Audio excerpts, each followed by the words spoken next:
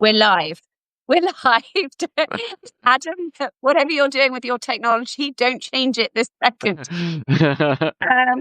All right, here we are. It's Wednesday afternoon. It's 5 o'clock, and Adam and I are doing our weekly roundup of what's gone on in the courts and what's gone on what we call the Trump docket. And this week, I'm going to let Adam do a lot of the talking because I've been in London for 4 days.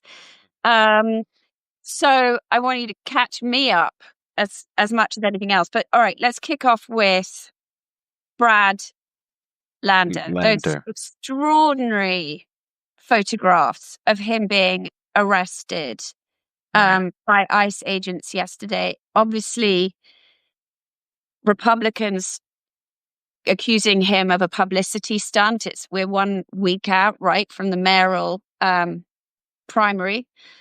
So walk us through what happened and what are the legal ramifications, Adam? So what happened was Brad Lander, who's the New York City Comptroller and a candidate for the mayoral elections, was monitoring immigration proceedings in federal court. As a matter of fact, he was escorting one of the dismissed defendants out of the building. And that was when folks from ICE started to arrest him. And as we've seen across the country, in cases involving Senator Alex Padilla in California and Representative LaMonica MacGyver in New Jersey, there has been, whenever there's, in Senator Padilla's case, it was a case of the senator had asked Kristi Noem a question and was suddenly handcuffed on the floor. In LaMonica MacGyver, she was observing an ICE facility, a private ICE facility in New Jersey. And then the ICE personnel, there was a melee, and they accused her of resisting arrest and assaulting law enforcement. And what happened here, when the ICE officers, one of whom was masked, and I'm sure many of the folks watching right now saw the video, just descended upon him. They were dragging him out of the facility, and he was detained. And one of the things that struck me, Vicky, I saw the Homeland Security tweet about this. They accused him of assaulting law enforcement, and they said, no man is above the law. And it's, this is increasingly common, but it's still shocking to see trolling from official government accounts. That this was, let's put this into perspective here.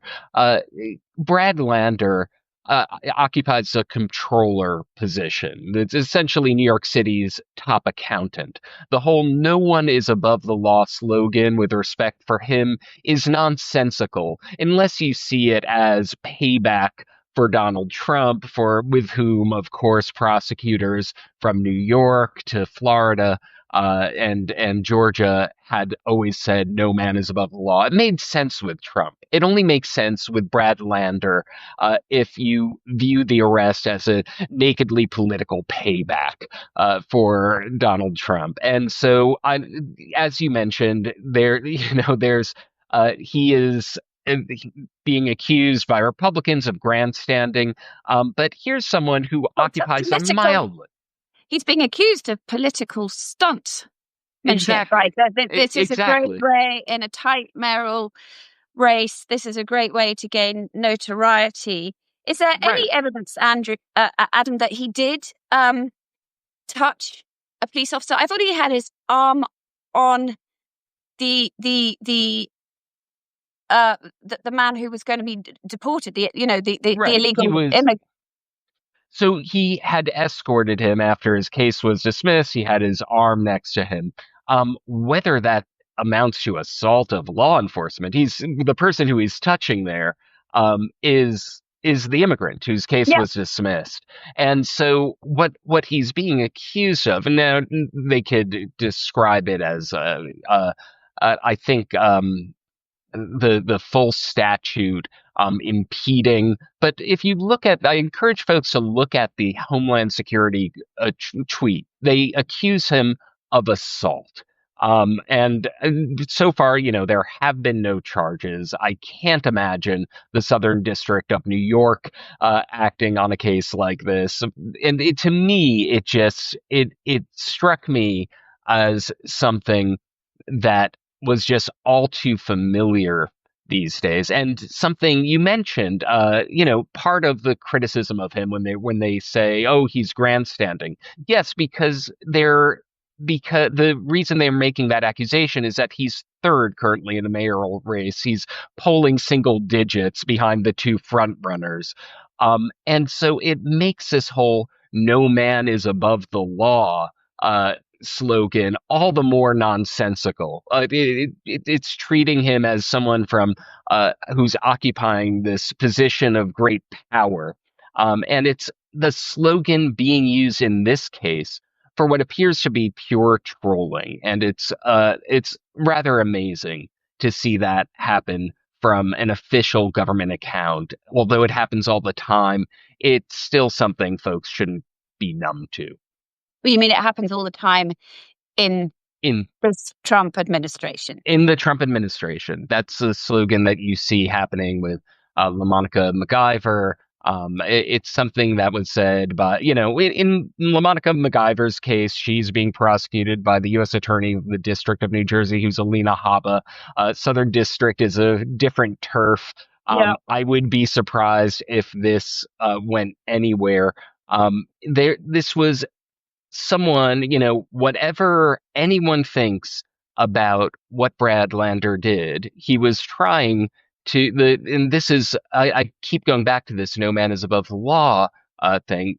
Whatever your thoughts about him, he was helping someone who was one of the most powerless people in our society, whose case was dismissed, and he was taking a political action to escort this man out of the facility because ICE had been in immigration facilities, had been in immigration court to execute these arrests. And there are all sorts of policy reasons why you don't want to do that.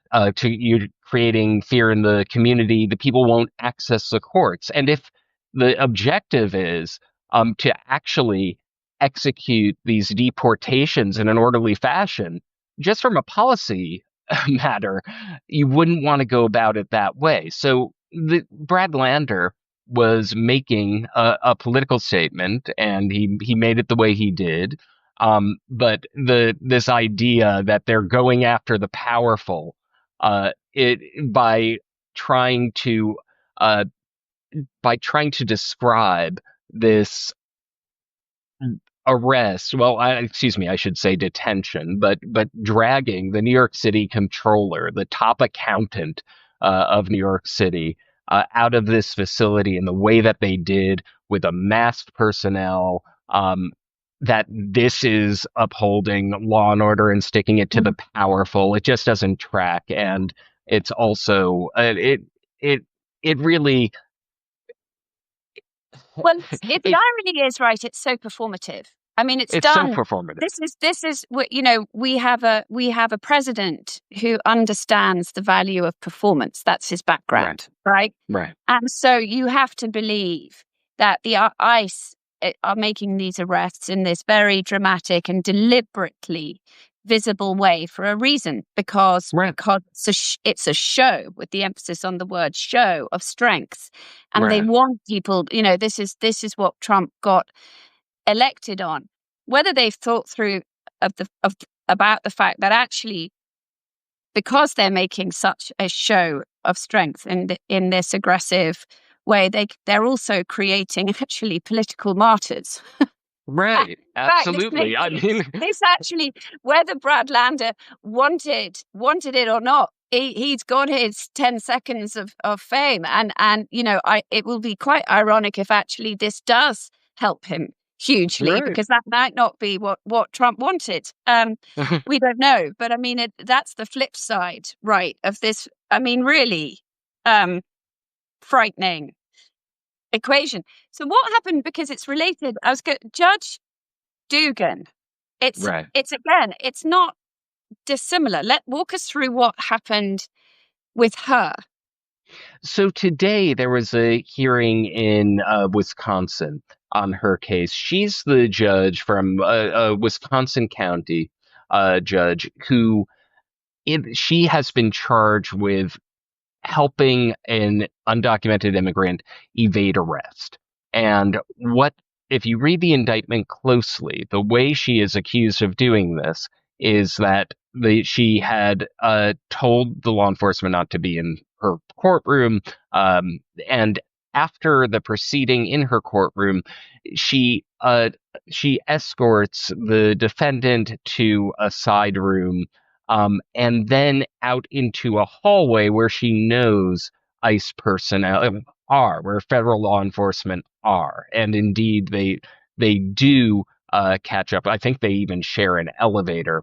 In any event, she's now being charged with offenses that relate to how she controls a courtroom. There's a very interesting thing going on right now.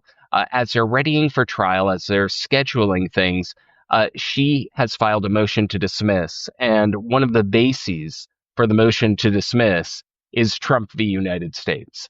That she was taking an official act in her courtroom, that it and immunity over official acts. And so let's take a step back here. When Trump claimed immunity over official acts and the Supreme Court granted that, this was over things like in leaning on Jeff Sessions to Right. try to gin up some sort of some investigation related to the 2020 election and stir up it's conspiracy theories from the platform of the Department of Justice. What's Right. happening here, Judge Dugan isn't accused of doing anything for any sort of personal benefit. She's accused of taking an action to maintain her courtroom in the way she sees fit. She's saying if there is official immunity for for the president and his official acts, certainly there are certain judicial immunities for judicial acts. What makes this case so strange, so unusual, there is only one case like it, and it's from Trump's first term. You usually do not arrest judges for how they maintain order in their courtroom. So she is hoping to benefit from this Trump v. United States precedent in dismissing the case before trial. So there was a scheduling hearing today in Milwaukee. If they're setting up another scheduling conference next month, we'll find out when there will be arguments on a motion to dismiss. Because this case is so important, my plan is hopefully to go to Milwaukee for those arguments when they are scheduled, and if there is a trial, to cover that trial.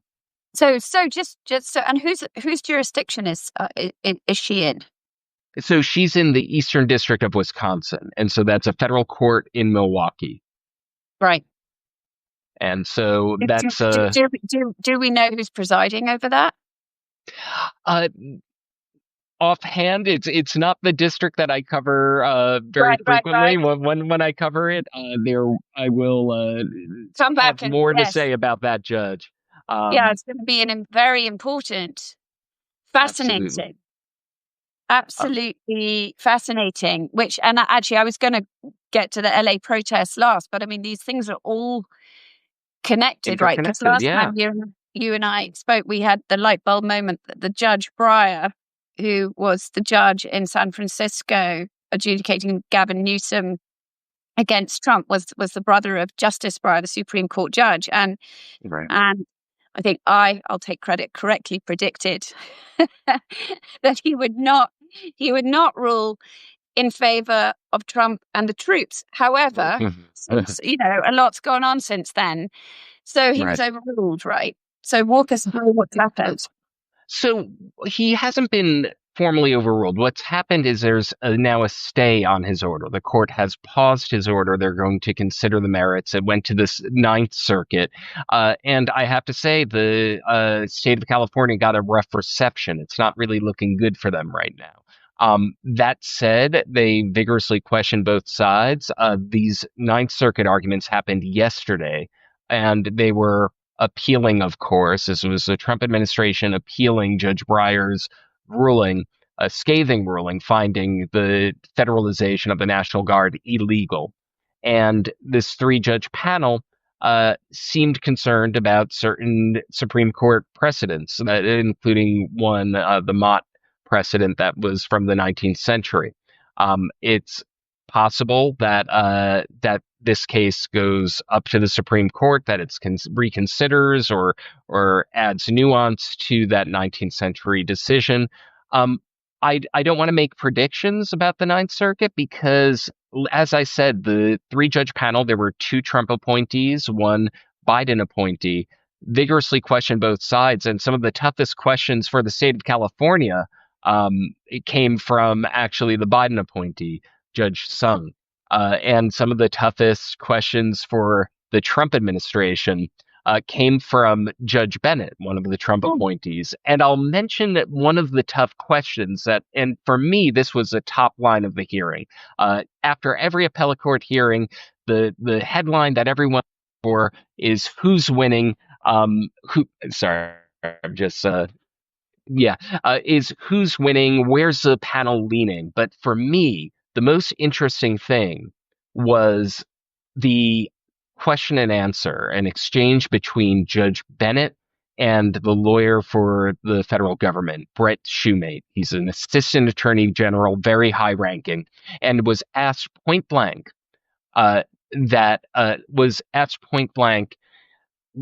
if there were a protest localized to California and that it was nowhere else but in California, could the President of the United States order the troops to come in all 50 states and the District of Columbia?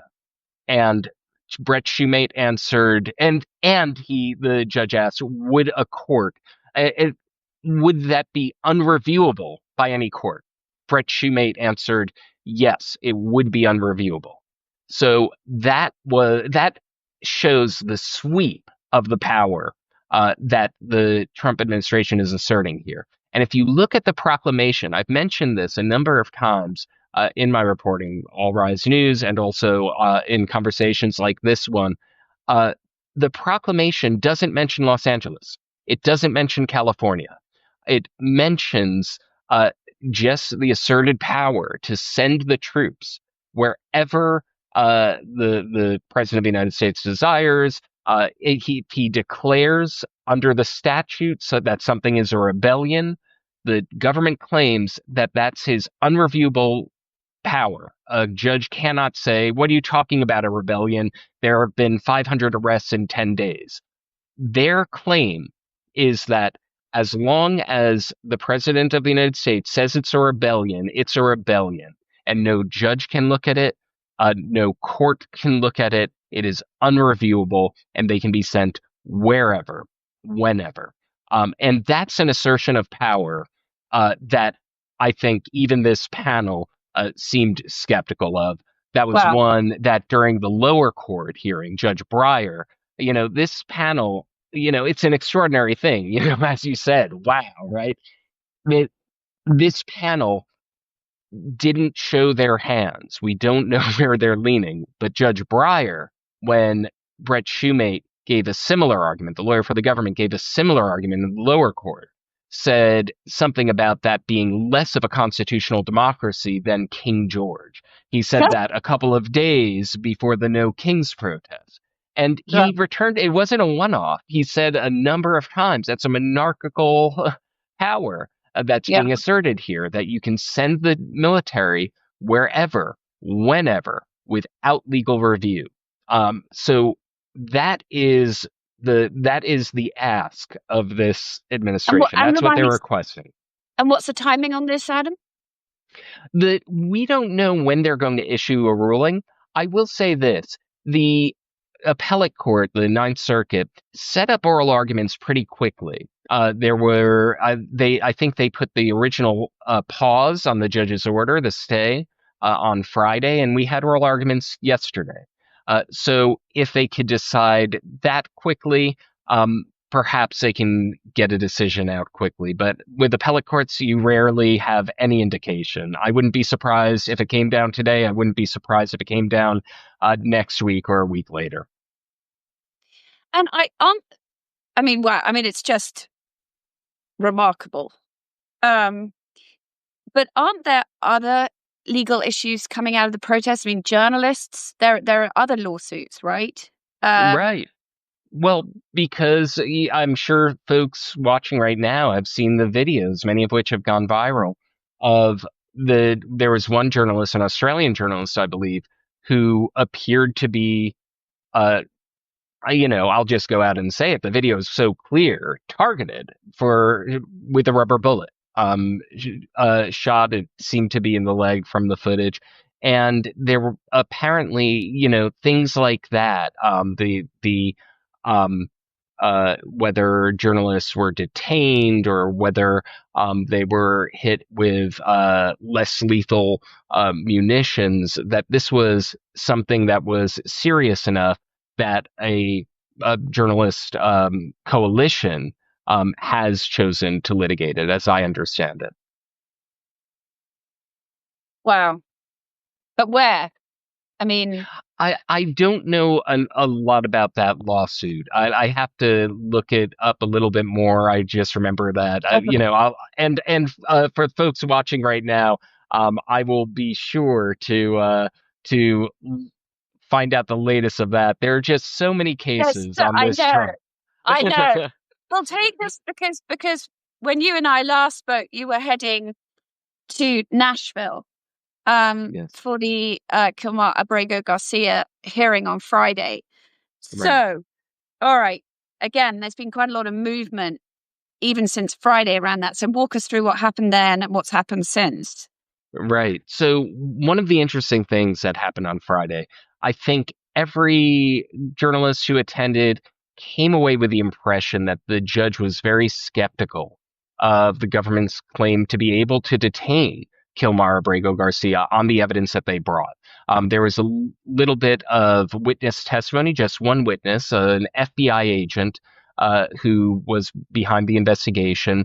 He said that the investigation began in late April. This was after the Supreme Court's decision that they have to facilitate Abrego's return.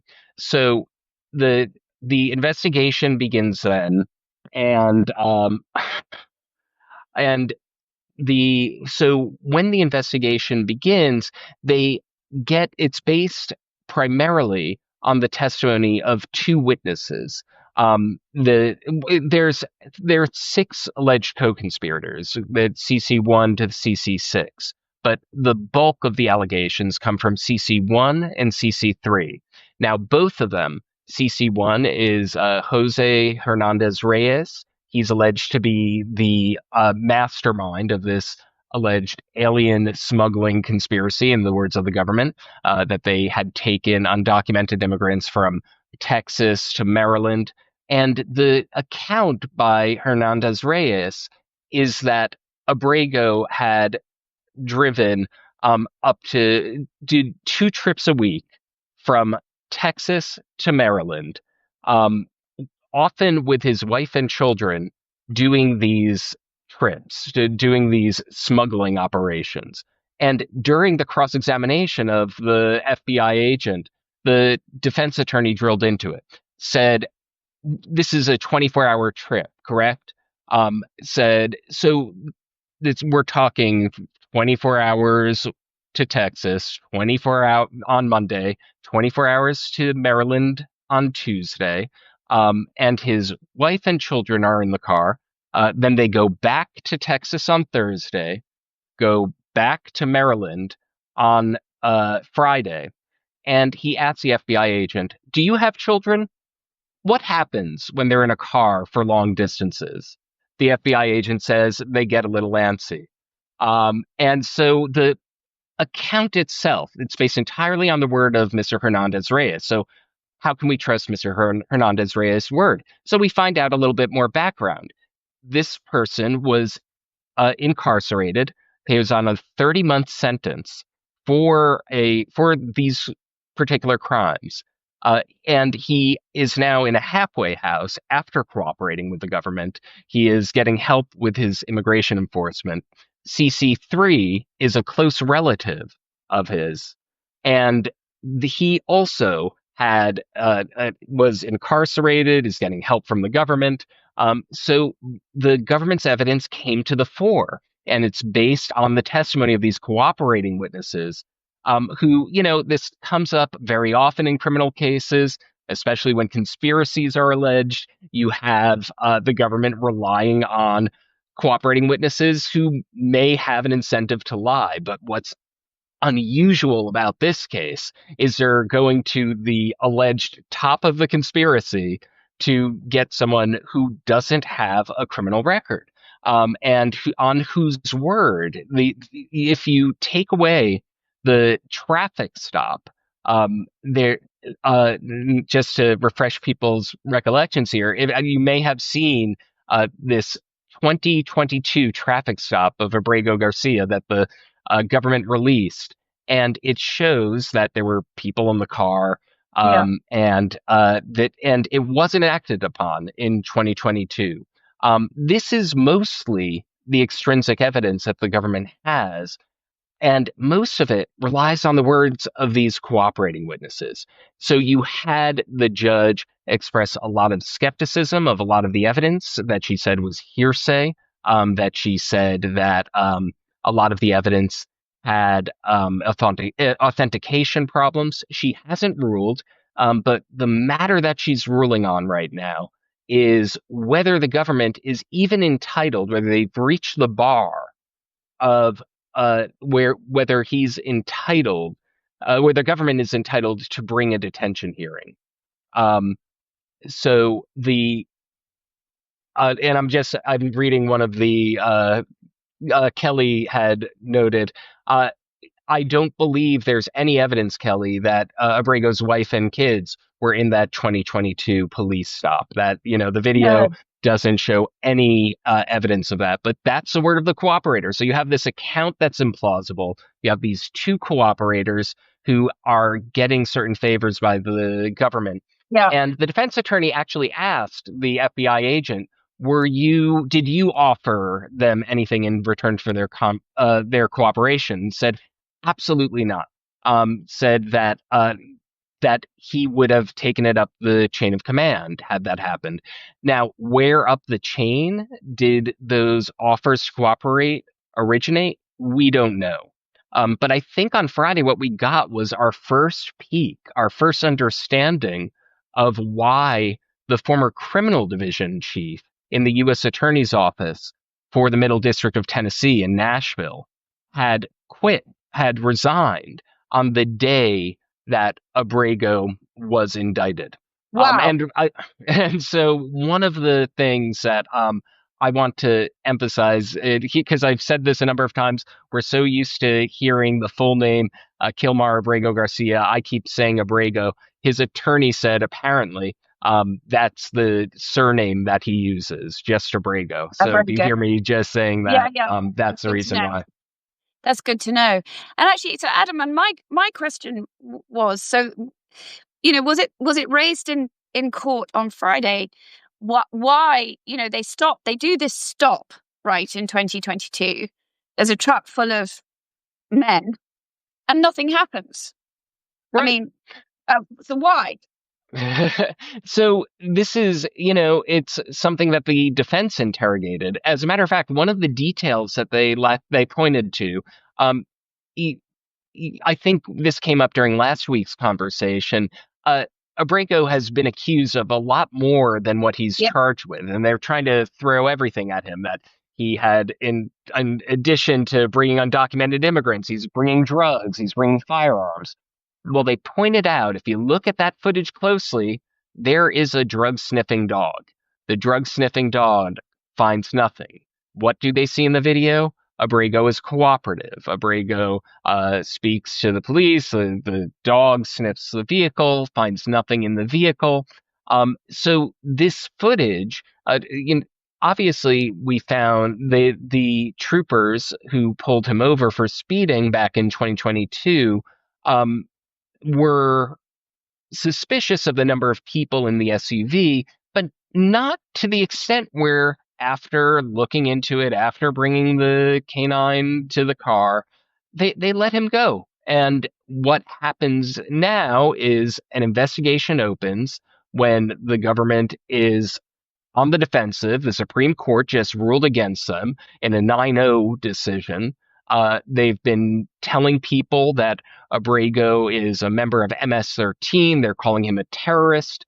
As a matter of fact, Hernandez Reyes, a key cooperator, CC1, um, he told the government, this came out during the witness testimony, he told the government in their first conversation that there were no real signs that he was MS-13. And the judge, Judge Barbara Holmes, she's a magistrate reviewing the case at the early stage, said that the evidence that he's MS-13 is conflicting at best. So that, and this is all coming from these cooperating witnesses who are getting help with their criminal docket, getting help with their immigration. And the latest development, this happened last night in Abrego's case, is, and I thought he was very well represented by federal defenders. Some of the attorneys that some of the best attorneys that I've seen vigorously argue criminal cases have been public defenders, but he has some high profile attorneys. Sean Hecker just joined legal defense. There's a number of high profile attorneys that are now representing him.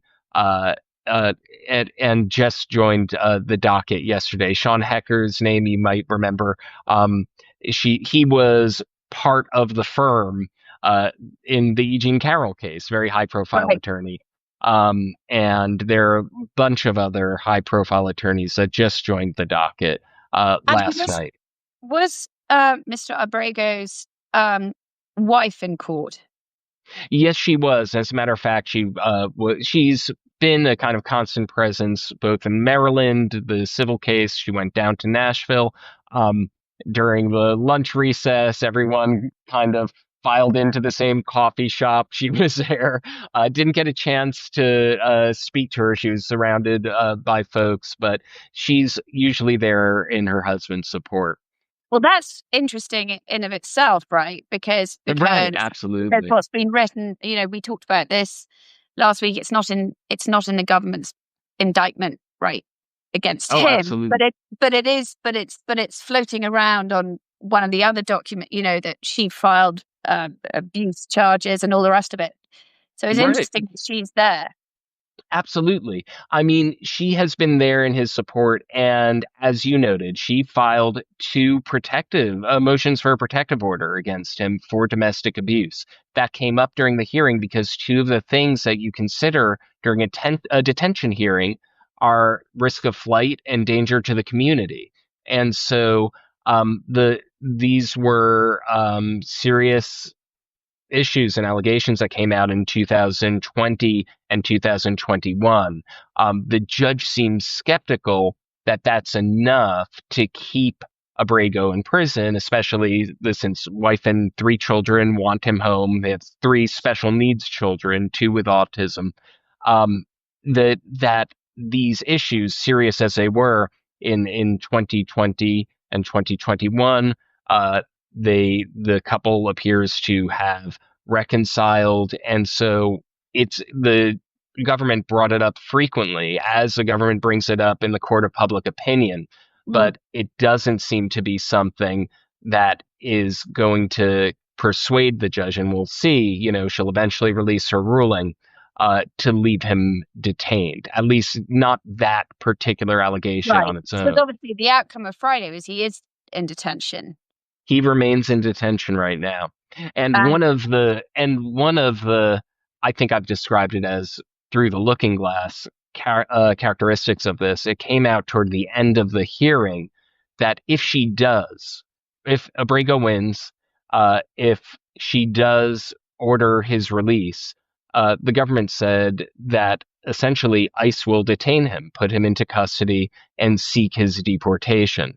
And they even appeared to suggest that posed a risk of flight, essentially, it would torpedo the case because if you release him, Your Honor, he will be deported. Remember, the order against Abrego's deportation was to El Salvador, where he's facing persecution. It was an asylum claim. Um, so the one of the arguments by the defense attorney was that if ICE were to do that, there would be defenses against that, including the fact that, let's say, he's taken to Mexico and and Mexico deports him to where he's from originally, El Salvador. It's the same thing that the original order blocking his removal to El Salvador was tried to prevent.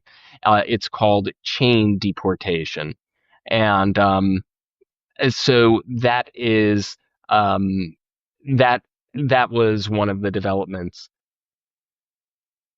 Wow. So we have, and so right, we have no idea again then on the timing of that.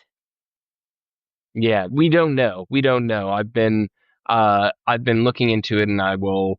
And as soon as I'll be reporting on it as soon as the judge releases her ruling. Oh, we live in extraordinary times. So we should touch on Diddy. I know there's a pause, right? I mean, I know you can't be everywhere all at once. So I think, right, that there's a pause because a juror had vertigo or something today. But I think we're waiting on that there is a very interesting witness who's been given immunity, I believe, by the government coming in that case. And I thought we were about to get close for the jury to convene, but you told me just before we came on here that I'm wrong. So Oh no, well, to be honest, I've been covering so many different things, and in Tennessee, I haven't been closely plugged into the Diddy case. But I will say this: I have read that the judge had promised jurors that they would try to wrap things up, that this case would be over by Independence Day, and so we'll see if that's on schedule after one juror, as I understand it, has been excused, another juror has gotten sick, and we don't know whether Combs himself will testify. right. But it's quite possible that once Independence Day comes, this case will be over. Yeah. And again, a reminder to everyone that this case isn't about sexual abuse, although that's what we hear a lot about. It is a racketeering case, so it is going to be interesting to see whether the government's given the jury enough to make a credible argument about that. Other news, obviously, coming out of the courts, the Karen Read case, which I have not been following as I should, but I know that the true crime followers will have all followed that obsessively. There is quite a big non-guilty verdict coming out there, which I imagine is going to be discussed at length in that community. And then on my beat, which is not unrelated, the Brian Kohberger trial, because Adam, you and I will be doing a lot of interviews around. I have a book coming out on July the 14th with James Patterson called The Idaho Four, and it is the definitive story of what happened in Moscow, Idaho. And it tells you everything you need to know before this trial of Brian Kohberger takes place.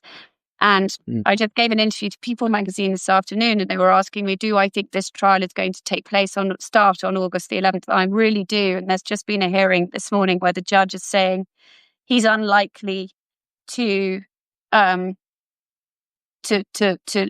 the defense push for yet more delays. They're pushing for delays because of leaks around the case to Dateline. And their argument has always been, this is such a high-profile case. Can they get a fair jury? Well, you and I have covered a lot of high-profile cases. Right. You can convene a jury, and I must say that the four victims' families in the Idaho case, which I know a great deal about, have waited long enough their children were killed in their beds on November the 13th in 2022. So we're now nearly 3 years on, and it's time, in my opinion, that Right. that they need to have their day in court. On that note, is there anything we've left out on our little go round today? Well, I think we have been very comprehensive. There's always going to be more, and I'm sure that we're going to be not for want of topics next week when we're convening. And if there's something that has been breaking while we have been talking, I'm sure one of us will pick it up on either Vicky Ward Investigates or All Rise News. Will be sure to put it in the show notes. So Exactly. All right. Great to see you, Adam. Thank you for doing this. And we thank will you. be Great to meeting see you again as well. next week. Same time, same place. Same Thank you, time, same everyone. place. Okay. Bye. Bye bye.